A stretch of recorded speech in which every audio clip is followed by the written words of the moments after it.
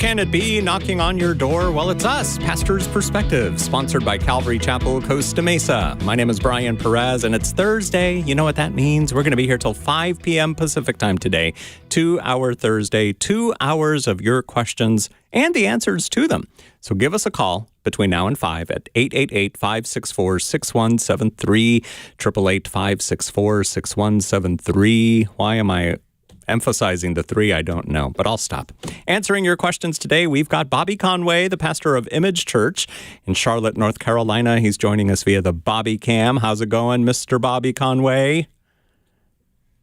Oh, man, doing good. It's been a busy ministry week. Had a funeral that I did today. I appreciate your prayers yesterday, John, on that. But yeah, great turnout at this funeral. And I love to see a bunch of young kids come out and be a part of it. So it's always hard to lose a young person in death. This was a 26-year-old who had a mass seizure and suffocated on his pillow. Oh, wow. And so pretty tragic.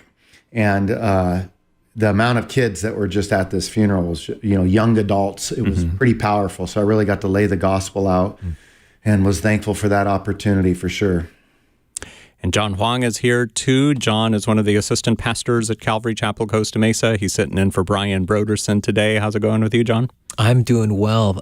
Gosh, Bobby, my heart just goes out to the families that you've been caring for, and I'm just so proud of you for the way that you're just right there present with all those Thank people. You so much, man, bud. That's beautiful. I mean, that is pastoral ministry right there. I love it.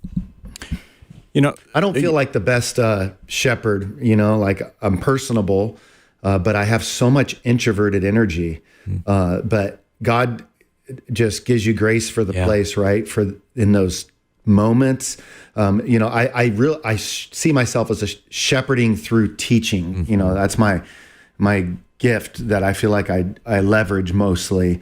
But man, I'm so thankful for those personalities that are extroverts that have all the shepherding energy in the world that takes so much off, so that I can stay in my sweet spot here. But when tragedy hits, man, people want their lead pastor to be there. And, it's a privilege and it's an opportunity, and I'm just thankful for it. So thank you, John. Yeah. What's the best way to navigate a funeral or a memorial service or something where you're in attendance? And I'm asking this question because a friend of mine posted on his Facebook page that he was at a service recently, and the person who passed away is with the Lord now, but it was like a mixed audience. So some people were there everybody was upset, but there were some people that had that hope, but then there were others that, were just in such sorrow because of what happened that they couldn't even get through the service. But how do you navigate that as somebody who's a believer in attendance? How do you do that? Yeah. Well, I'd say first and foremost, pastorally, you practice the ministry of presence, and because when you're pastoring a church, there are going to be some people that you have a personal tie with, and obviously the way that you minister to that family is going to be different than when someone that you don't have a personal history with, they come and say, "Hey, so and so passed away. Could you do a memorial service for us?" But in either case, you want to just be present. That means you want to listen. You want to let them grieve. You want to let them cry, and so just the presence of Jesus being able to be represented by your presence being there. I mean, that's huge. But when you're actually performing and doing the service, I remember doing this one memorial service. It was for a Black family, and I'm just so thankful that the person that passed away was a believer. The hard ones are when the person wasn't a believer, and that's where you really want to make sure that you talk about Christ as the true and only hope. And in this case, as I was sharing the hope that this person had, because one of the great things about a believer's memorial service is you get to tell their story about their love for Jesus. One of the things that I like doing is getting a copy of their Bibles, because sometimes they've made notes in the margin, and I'll just read, the different notes and especially those verses that are so evangelistic. I want to read their comments on John 3:16. I want to read their comments on John 14:6, and so they get to hear what they shared. And then for me, again, each service is going to not be a cookie cutter one, but I do want to bring it back to Jesus. I want to bring it back to the fact that He is the hope that we all need. I want to bring it back to the fact that there is an answer to the question of what happens after you die, and all that's wrapped up in Jesus. And as I did this funeral, there was this one elderly gentleman that came up to me and he said, "Pastor, I want to thank you.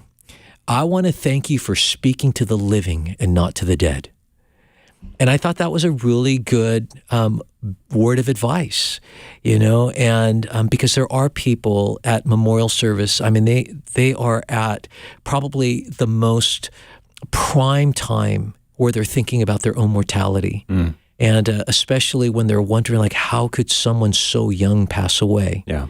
And so they're wrestling with all these different things. And so you try to anticipate those things, but tone is huge. Yeah. And you just want to be able to communicate God's heart to people.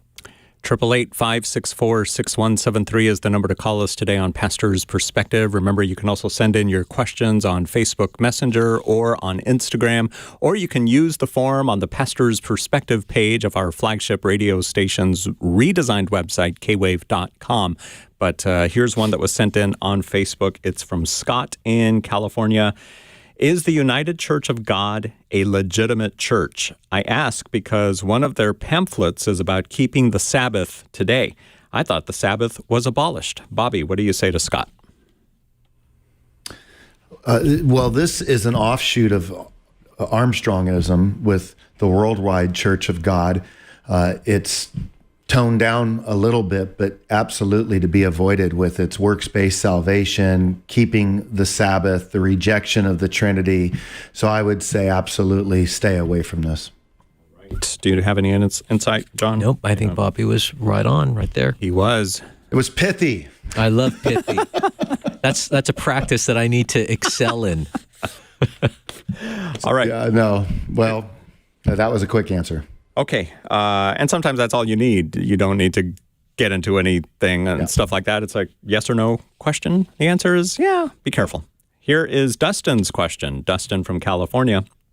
Have you heard of the guy who says he found the Ark of the Covenant? If you're familiar with this guy, something struck me in his finding. He found 3 post holes above the cave that the Ark was in, and the blood came down through the crack in the rock that was split from the earthquake and landed on the top of the Ark.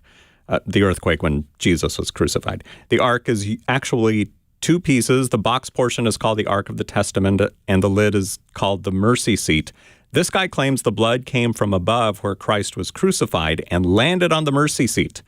Can you comment on this, which I do believe because it makes perfect logic that Christ's blood fell on the mercy seat where the high priest would go in once a year and put animal sacrifice blood on the mercy seat. John, have you heard of this? Well, I have heard about multiple times the Ark of the Covenant has been discovered since the 1980s, and everybody has had all of this real excitement that we now know where the Ark of the Covenant is, and yet for since the 80s, no one has been able to unearth it. No one's been able to really clearly substantiate their findings. And they say, well, it's because, the Temple Mount is restricted and Jews can't get in there and Gentiles can't get in there and yada, yada, yada.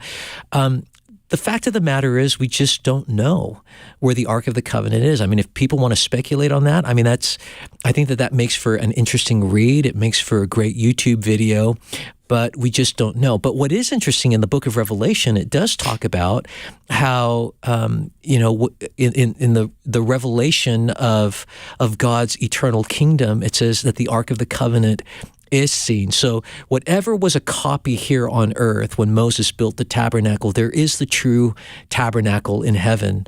And the book of Revelation tells us that it is seen, at least in that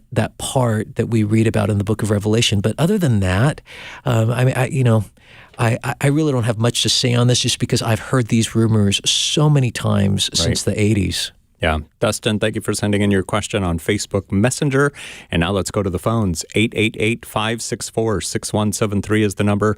888-564-6173. Joy in California. Welcome to Pastor's Perspective. How can we help you? Joy, did you press mute on your phone? Joy, going once, going twice. Okay, goodbye. Instead, we'll try Christian in California. How can we help you? Go ahead, Christian. I hear something in the background.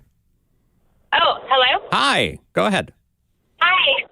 Sorry, I didn't know. Hi. Thank you for taking my call. You bet. I just had a question for you guys, advice, I guess, on what to do or,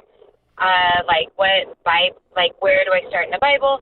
My walk with the Lord is feeling very dry for a very long time. I'm a Christian, I'm a believer. However, I don't feel that connection that I so desperately want. So I try to read my Bible. Well, I do, but it's just I don't know, for lack of better words, disconnect. Mm-hmm. Bobby, what do you do in situations like that? Well, when I was a younger Christian, I would panic and wonder, God, where are you? What's going on? I think that as you grow in your walk with Christ, there is a few ways that we can interpret dryness. I think that spiritual droughts come to all of us as believers, and it doesn't necessarily mean that anything is wrong. If you find that you're still walking in faithfulness and you're believing the gospel and trusting in the scriptures, you're just simply stripped of the relational presence of Christ. He doesn't seem tangible. You're struggling to connect. That can be very much a part of the Christian life. And the key is not to freak out when that happens. The danger is if we don't evaluate ourselves like you're doing, which I commend. So you're kind of feeling like you're in a drought, you're stuck. Well, you try to do a little bit of interpretive work. Am I kind of in a trial where, maybe somebody in their early romantic honeymoon stage of the Christian walk is depending too much on the spiritual buzz, the feelings. And so God pulls back a little bit to deepen us in our faith so that we're not so feeling dependent.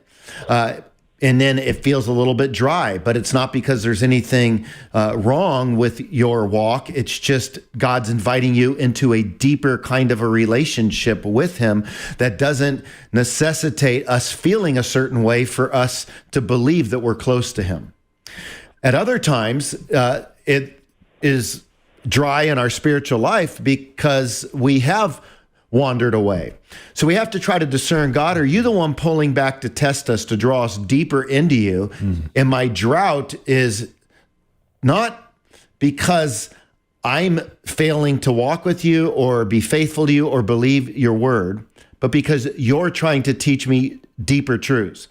Or is it me that's pulling away because I'm leaning toward progressive Christianity? I'm wanting to sin. I'm wanting another crack at my, past flesh. So discerning through that then can help you to kind of gear up for the trial. So then if it's the latter and it's me that's pulling away, well, then I got to do some heart work of repentance, of confession, of believing that God's promises are the best way forward, of leaning back into him. If it's God that's pulling back because he's trying to teach me something deeper about not being so dependent upon my feelings, then I got to learn how to walk with God in a dark night of the soul and learn the doctrine of the hiddenness of God and, getting to this idea of what does it mean to reach for the invisible God. And so I believe that this trial is for you to discern. And I know for me, when I was a Christian, early married, we lived in a little farmhouse and I was praying and I was feeling like my prayers were hitting the wall, the ceiling. And I was like, God, what's going on? I mean, I was faithfully up, praying, seeking him, wanting his heart. And I just sensed this impression, son, it's easy to seek my heart when you sense my presence. nothing satisfies me more than when it seems dry and I seem distant and you continue to seek me, because now you're seeking me by faith. That's what I would say. Christian, which do you think it is? Do you think it's you, or do you think it's God? Honestly, I think it's a little of both. Like the first one, but then it makes me go to the second one, if that makes sense. Mm-hmm. Like, it's easy to fall back to the flesh if, like, I'm not, like, feeling, but I know I should probably rely on my feelings. Like, it feels good, I feel it. Like, it should be more faith-based. John? Yeah, I love and appreciate the way you responded to that, Christian, because I think that that's the experience of so many people. You know, I think that it's important, and I'm so glad Bobby mentioned this. You know, all of us, the moment we said yes to Jesus, the moment we were born of God, this process of growing started. And, you know, those early years, or, you know, those early days as a new believer, everything is fresh and alive and exciting. You're experiencing the newness of things. But as you mature, just because we live in a broken world and we're surrounded in a world where there is hostility toward Christ and the gospel and all the pressures of living in a broken world, this is where we learn how to walk with perseverance, endurance, and resilience, so that we're not swayed or stumbled by all the difficulties and challenges in life. And so God teaches us how to walk by faith and not by sight.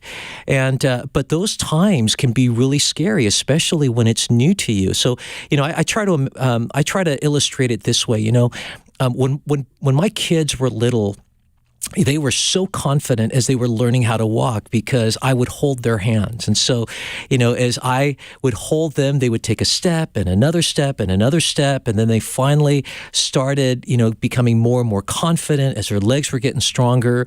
And there was a moment, though, that as you could see the smile on their face, you know, it's like, I'm not crawling anymore. I'm actually walking on my two legs, that I let go.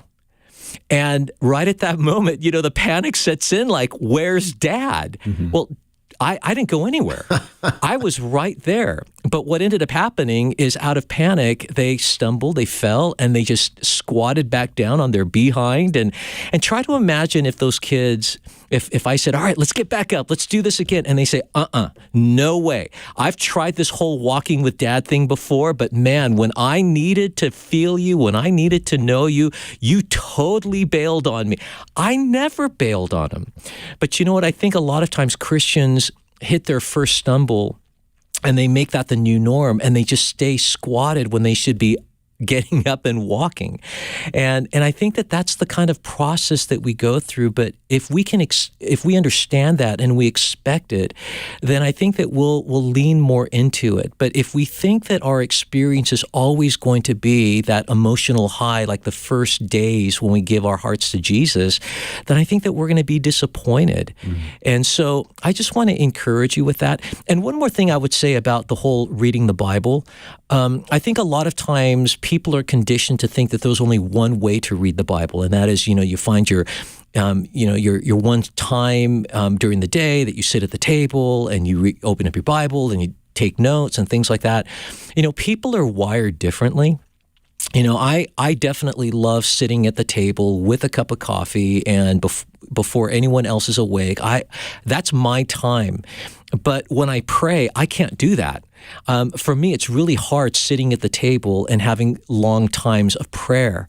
And so what I need to do is I need to go for a walk, or I need to go for a drive, or I need to go for a hike in one of the local, hiking spots here.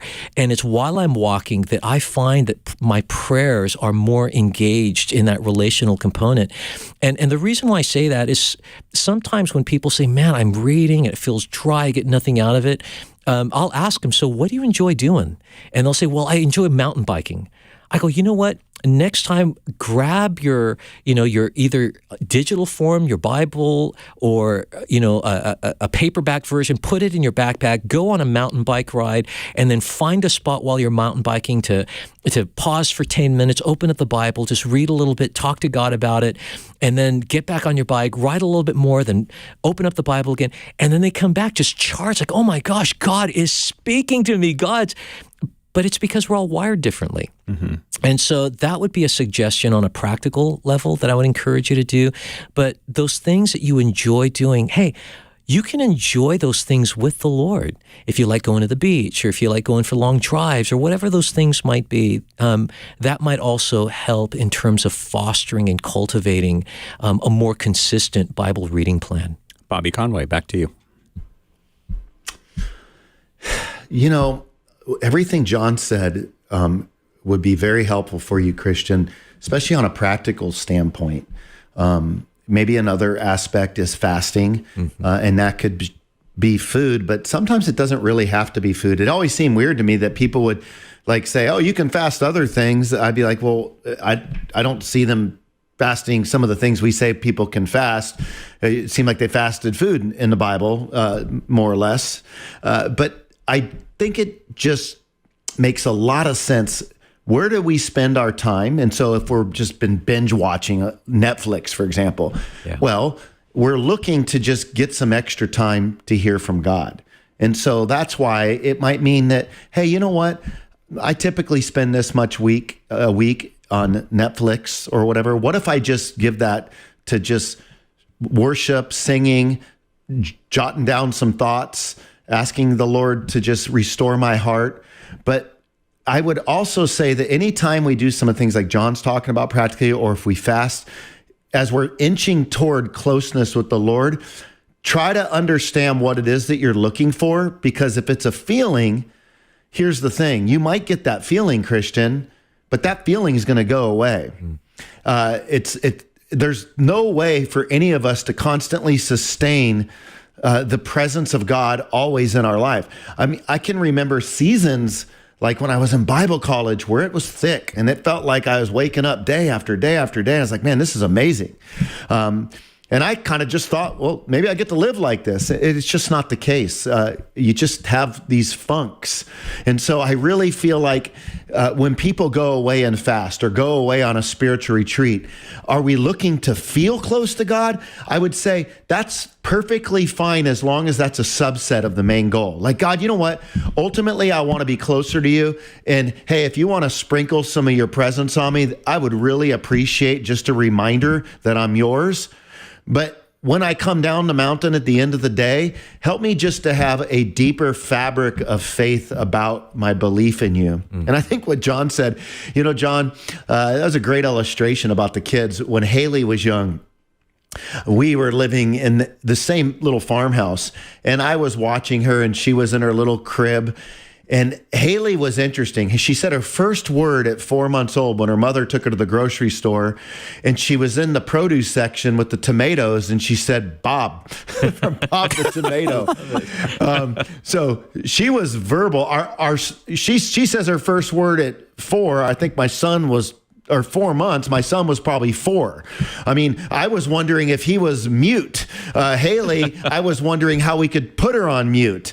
She was so verbal. But I was babysitting her, watching her, and, she was in the family room, and she might have had like Bob the tomato on or something in the crib. And I just kind of left the room. And I remember peeking around the corner at her, and she was just having a good old time, bouncing up and down. And she was fine. But the moment that she caught eye contact with me and she realized that I was far away, that I was in the other room, she lost her stuff. Yeah. I mean, she went mad. And all that to say, that's kind of the way we react. We freak out when we think God went into another room, when he's distant, when he's not hanging out in our local presence as much as we would like. The key is what you said, John. I didn't go anywhere, right? I mean, I was right there with her all along. In fact, I was watching her. But just because my proximity felt further, she all of a sudden became anxious. And That's what Satan wants us to believe. You know what? God doesn't care about you. He's distant. Gone are those good old days. Yeah, that was just a euphoric short season of life, the honeymoon season. But listen, God never told us that the purpose of getting saved was so that we can have a spiritual buzz for the rest of our life. Rather, he walked into our life, confronted us with our sin, shows us the gospel, and when we believe in him, we can have a journey with him that's full of, well, ups and downs. Yeah. Christian, thanks for calling us today on Pastor's Perspective. Check in with us in a couple of weeks. Let us know how you're doing. 888-564-6173 is our number. Now let's try again. Joy in California. Are you there, Joy?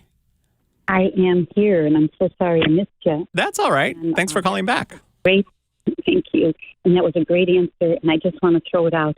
I read my Bible in bed with my pillows up. I don't sleep with pillows, but when it comes to read the Bible first in the morning, and it works. I'm really relaxed and restful. And That's great. It really speaks. Anyway, so I have a question. Amazing story. I got a letter in the mail 2 weeks ago from a girl that I met 30 years ago. She says, in Nice, France, gave her a tract on the street at night, talked to her about the Lord. She never knew why Jesus had to die, and she said I explained that very well to her. And in the end, after many hours talking, she prayed, asked the Lord her heart, and followed me around, I guess, for 2 weeks, and blah, blah, blah. And anyway, she wrote me, I got a letter in the mail 2 weeks ago from her. Didn't remember her, didn't remember anything. And she says, but I had started her on interest for spiritual things and wanted to thank me. And she says, I am now one of Jehovah's Witnesses. So I, last night for the first time, for a long time, I did what I could. And so I would like some, and then today I sent her, along with other things I said yesterday, Hebrews chapter 1. I asked her to read that first chapter and something else. But anyway, I need some resources. And she raised 4 kids, and she sent me pictures. And I looked at them, and they all had Jehovah's Witness Bibles, in their hands. So she's been at it a long time. And then she said, when I sent her something and blah, blah, blah, she says, she had a Jehovah's Witness meeting tonight, and she was going to talk with them about it. And I said, well, I don't think they're going to, give you the right answer. And I did mention them. I said not to offend you, but they are, would you call them a cult? I called them a cult. Would we call Jehovah's Witnesses a cult? Mm-hmm. John? Yeah, well, in terms of resources, and this is where I'd love to tag team with Bobby on this one. The first thing I'd probably encourage you to do, which I think is really accessible, is our friend Charlie Campbell has a website called alwaysbeready.com. And I'm curious, Bobby, if you have any stuff that you've done video-wise on Jehovah's Witnesses. But Charlie's also done things related to Jehovah's Witnesses at alwaysbeready.com. So if you go to that website, you can scroll down in the section, the topics of that are there on the left side of the screen, and there's going to be some religions that are listed, and Jehovah's Witness is one of them. And then for books, I think a helpful one, there's actually a couple by Ron Rhodes. One is called Reasoning from the Scriptures for Jehovah's Witnesses, and another one, I'm trying to remember the title here. Let me see if I could find it. The 10 most important things you could say to a Jehovah's Witness. Yeah, so I think that Ron Rhodes, he wrote a very accessible book on that. But Bobby, what can you add to that in terms of resources? Well, John, I mean, those Rhodes happens to be the very person that I recommend as well. He's got his PhD from Dallas Seminary. He has done a ton of apologetics work. But his books, as you said, are very user-friendly, and he kind of just, helps you to walk through the verses that they'll try to bring up with you, and then he gives you the apologetic answer. The 10 most important things you can say to Jehovah's Witnesses is a shorter book if you want to start there, and then the other one's longer. But I would absolutely agree with you, John, that those are good resources, and they're fundamentally a cult. They disagree about the Trinity. They got works-based salvation. They believe the Holy Spirit's a force. They don't believe Jesus bodily rose from the grave. So it's very problematic. I would encourage you to just stay on track on the main doctrinal issues and not get into things like Flag Day and why you don't celebrate birthdays and stuff, because that's really ancillary compared to the real core of what is the gospel and how do we get saved as Christians. And when we come back, maybe we can talk about this. Is it the best approach to just tell the person Jehovah's Witness is a cult? I mean, doesn't that kind of put up a defense? We'll talk about that when we come back on Pastor's Perspective. Stand by.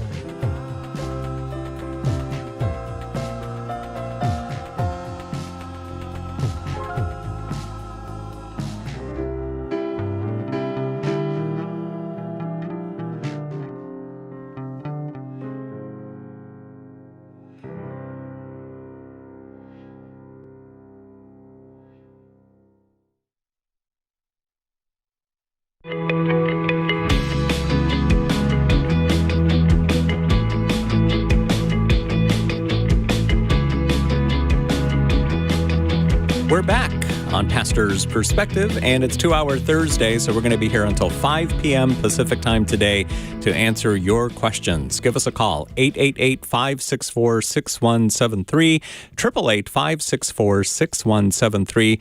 We've got Bobby Conway and John Huang answering your questions today, and we won't be here on Memorial Day. Then again, we're rarely here on Mondays, but between 4 and 5 today, we will be recording the episode that will be on the radio on Monday. So give us a call between now and 5. We'd love to hear from you. 888-564-6173. Right before the break, we were talking to Joy, who had a friend that she led to the Lord years ago, and this friend recently got in contact with her, and just to say, hey, things are great. I've joined a church. It's Kingdom Hall. And that raised some alarms with Joy and wondering what to do. So great answers that Bobby and John gave. But my question, my follow-up was just, and this kind of goes along with what Bobby was saying, don't mention the things like Flag Day and birthdays and all that other stuff. But, you know, when it comes to, yes, we know Jehovah's Witnesses is a cult, but is that the best approach when we're talking to somebody about it? What would you say, Bobby? You know, that is a really good question. It's a thoughtful question because even in asking it, you're not denying that it is a cult. You're just kind of raising the question, is this the best way to build a relational bridge? Mm-hmm. And I don't think that we would want to start with that. I think that we would just want to be able to say something like, you know, there's a big chasm between what Jehovah's Witnesses believe and what Christians believe. And we could talk about those differences.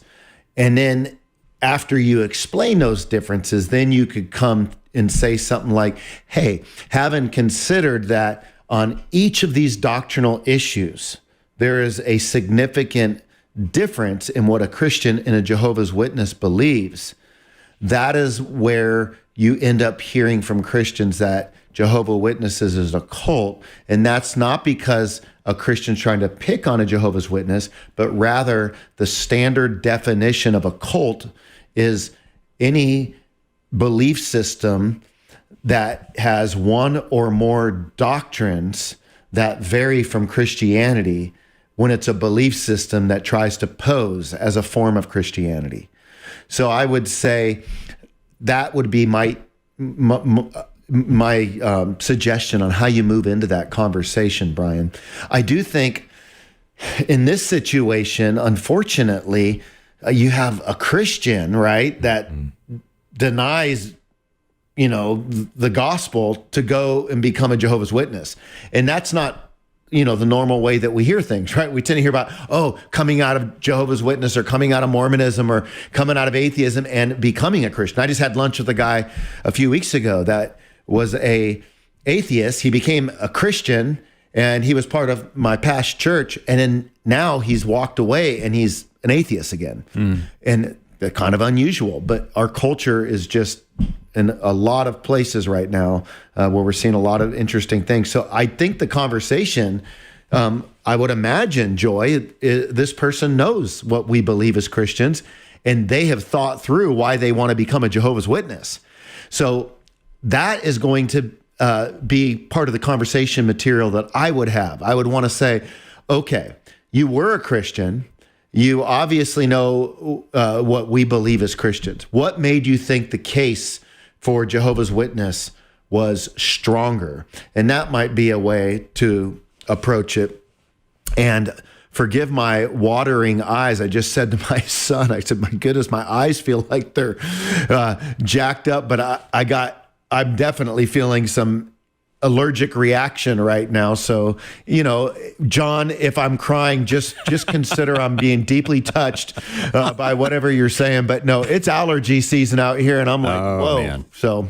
That's so good. Touching real quick on the Jehovah's Witness, and we've talked about this before, how somebody could wind up going to a Jehovah's Witness church or a Seventh-day Adventist also, but I was thinking of the Latter-day Saints, the Mormon church. Maybe they just got saved somewhere. In Joy's case, this person read the tract that Joy gave them, the books, the materials and everything, and wow, where do I go to church? Oh, look, there's a church right there. And without realizing that it's not, what's going on, they just, they teach about God and Jesus, and that must be a church. Yeah. And I'm so glad that, Bobby, you tagged on that last part, because that was where my brain was going in terms of the response to this and just even your follow-up question, Brian. I think that there are people that are in that kind of situation that you just described, Brian. And I think that this is why it's important that we listen and we know who we're talking to, because if someone came to me and they're looking to me as someone that they know and trust, and they're saying, well, you know what, I'm so excited. I just got saved. I found this local church that happened to be in our neighborhood. They happen to be a Jehovah's Witness. And yet, because we have a solid enough relationship and they're actually trusting me and looking to me for spiritual mentorship and guidance, I would have no problem saying, gosh, you know what? The fact is that the church that you just started visiting, that is a religious organization that would be labeled a cult. But I wouldn't just end it there. Like what Bobby did, I think he did a great job unpacking the meaning of what a cult is and to show those differences theologically.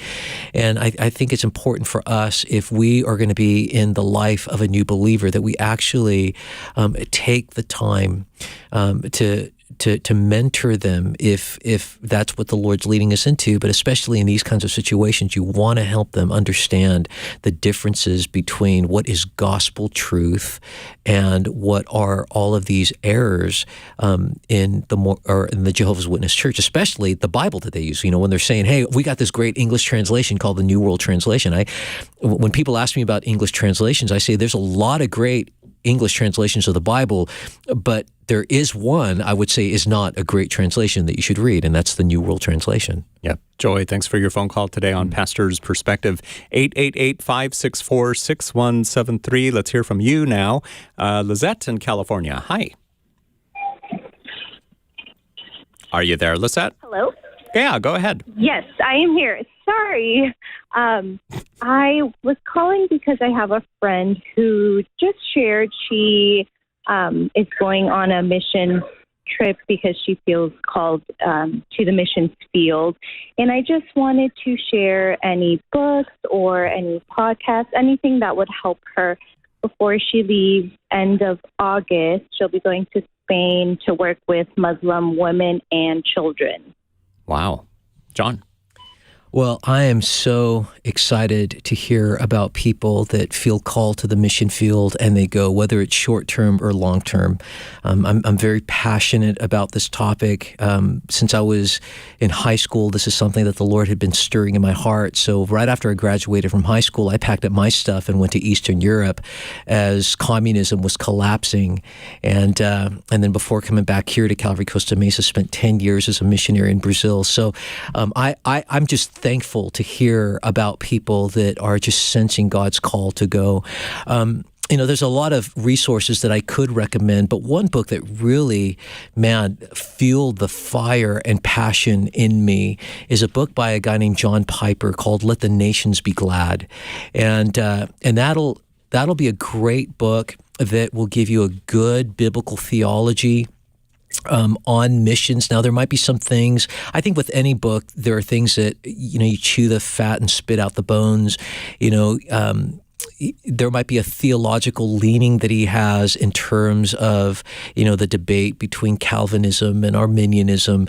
But for the most part, though, the way he talks about God's heart for the lost and our partnership with God, how he invites us into that work of reaching lost people. I think that is a great book to read. For practical things, I have a friend, his name is Rob Douglas, and he has a ministry called Ends of the Earth Ministry. And I believe the website is Ends of TE. So EOTE.com. So Ends of the Earth. And no, it's not. I'll find it. But if you Google Ends of the Earth Ministry, there we go. Brian is typing this up as we speak. .org. So .org. So EOTE.org. If you go on that website, he has a section called Resources. And what's great about Rob is that he was a missionary in Africa, but now he's in Yorba Linda, and he helps equip young people, and as well as older, but his focus is really training young people to go out onto the mission field. So if you go to the resources area, you'll find some great books that you could recommend in terms of cultural stuff. I think that's one thing that missionaries need to keep in mind is cultural sensitivity and knowing how to contextualize the gospel. Because I think a lot of times where we lose credibility is without realizing how we come in as brash Americans. It's almost like we're trying to convert people to first become Americans before they become Christians. And we've seen how that's turned so many people off.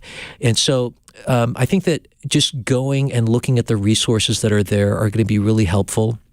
And the other thing that I would even invite her to do is if she really wants to have a great practical conversation with someone that were missionaries, I'd invite her to call Calvary Chapel Costa Mesa. And if you call here at our church, you could ask for our missions pastors. Their names are John Chubik, either John Chubik or Sean Havilar. So John, for years, was a missionary and church planter in Ukraine. And Sean Havilar, he and his wife were missionaries in Ethiopia. And now they're here and they oversee our missions department, and they love talking about missions. And if she just wanted to call the church and just say, hey, I'm going on this mission trip, I called Pastor's Perspective and they recommended that I talk with you guys. What are some things that you would tell every missionary that's about to go out? And they would give her some really great practical stuff. So I would say that's a great place to start. Okay. Wow, thank you. I appreciate that. You're welcome. Thanks for calling us. And let's not forget Phil Metzger's book, our friend Phil Metzger, who's going to join us in a little bit here on Pastor's Perspective, A Story of Grace Beyond the Iron Curtain. I had a copy of that book here in the studio. I would hold it up to the camera, but Somebody took it. It's such a good book. Somebody borrowed it, I should say. That's another thing. I highly recommend missionary biographies. And you don't even have to be a missionary going overseas to read. I'll tell you, if you want something that will fuel your passion for Jesus, missionary biographies are so helpful. And I would recommend, there's one called Hudson Taylor's Spiritual Secrets. That's a great biography to read. And then another one would just be anything that you can find on the missionary adventures of Adoniram Judson. And Adoniram Judson, his story is so compelling and so inspiring, and it tells the story of how he went to Burma, the list goes on. I mean, William Carey and Gladys Aylward, just all these amazing people that were just like you and me that heard God's call to the mission field. But I think that if you start with Hudson Taylor's Spiritual Secrets, that's a great missionary biography to start with. All right, Lisette. Thank you so much. You're welcome. Thanks for calling us today on Pastor's Perspective. 888-564-6173 is our number. And we've got a few minutes left this hour, and then we've got all of next hour to talk to you. So give us a call, get in line, grab a line, 888-564-6173, 888-564-6173. All right, Karen in California, what did you want to know? Hi, I have a question about I guess K-Wave's overall beliefs about the gifts of the Spirit. I was listening and I heard a pastor say that there is no such thing as a gift of healing. And so I wanted to know if that was just like a hymn or if that's K-Wave. And if so, why? Okay, and why is it that you wanted to know this specifically? Well, I personally believe in the gifts of the Spirit, and I think that they're still alive and active today. So if they're not, I would be interested to know biblically, like, where that is and why that is. Okay. Bobby, what would you say to Karen? Well, Karen, when it comes to, like, what are the different positions that people take relating to the gifts of the Spirit, I can speak to that. I think more than likely, those that are on the K-Wave app are going to believe in the gifts of the Spirit, but there is nuance on positions that people take. So, for example, when I was at Dallas Seminary, I was in a context where I was studying under a gentleman by the name of Gene Getz. And Gene Getz was really, in a lot of ways, the pioneer of much of the contemporary Christian movement, in a lot of ways, like Chuck Smith was. You had Gene Getz, who was a professor at Dallas Theological Seminary. He writes this book called Sharpening of the Focus of the Church. His students challenge him to not just write this book, but start the church. And basically, this is where the Bible Church movement, Fellowship Bible Church movement, came from, right there. And so you kind of have the Calvary Chapel movement and the Fellowship Bible Church movement. If you juxtapose these next to each other, you got Chuck Smith, who's going to believe in the gifts of the Spirit. He's going to write, charisma versus charismania, right? So on one end, you've got charismaniacs, and they just go off the deep end. Then you've got somebody like a Pastor Chuck, who is going to believe that the gifts are still operative for today, recognizing they can be abused, but also recognizing that they could be ignored. And so then if you kind of come one step over, then you'll get more of a open but cautious camp. And typically that just means I'm more cautious than open, but you have the open but cautious camp. And then you have where, and more in the open but cautious, a lot of times it might be that the sign gifts aren't as much at work. That can get debated there. But then with like a Gene Getz, interestingly enough, he even takes the idea of spiritual gifts and says there's not even spiritual gifts, there's talents. So the spiritual gifts as it relates to like Romans 12, Ephesians 4, where you look in some of these passages, you just are endowed with talents today. So that's an interesting look, right? And so that is like an extreme cessationism. So cessationism, the gifts aren't operative, but you can have a soft form or a hard form of cessationism, kind of a soft form and say, hey, the sign gifts, aren't operative, but the other gifts are. The hard form would be there's no gifts. It's just talents. That was all for the apostolic age. So I would say you have people like Gene Getz, who's a faithful, godly man who loves the Lord, has done a lot of great good. I just disagree with him on this issue. But he was trying to be biblically faithful in his conclusions. So I think that there's room for people to disagree on some of this stuff. But I would say let's avoid complete cessationism and complete charismania, and we'll be a lot better off as a church. Now, specifically, what about the gift of healing? John, what would you say to Karen? Yeah, I think that the way that Bobby handled it is probably one of the clearest ways to do it, because the thing is, and I can't give an official statement on K-Wave, but what I can say is from observing and really benefiting from the different Bible teachers that are on this radio program, that what does unify all the different teachers is our agreement in the clear elements of the gospel. And so that's the thing that unites us. These are the non-negotiables. When we talk about the deity of Christ, his sinless life, his death, his resurrection, salvation by grace through faith alone. And so you'll hear that consistent with every teacher that's on this radio program. But then there are going to be some things that are considered secondary issues. Now, for some people, they don't like talking about it as secondary. But the fact of the matter is, what you believe about when the rapture is going to happen, or if you believe if the gift of tongues or healings is for today or not, that's not going to determine if you go to heaven or not. And it's not going to determine your righteous standing with God. And so there are going to be differences there. So, for me personally, I am what I am a continuationist.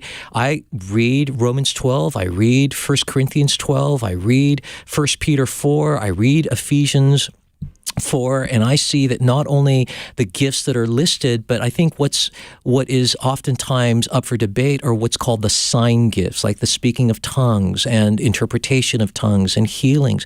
And I believe personally that all of those gifts are still valid and operate today. I know that our church here at Calvary Chapel, Costa Mesa, as Bobby mentioned, this church, which owns K-Wave, by the way. Yes, that's true. And this is the church that Chuck Smith pastored at.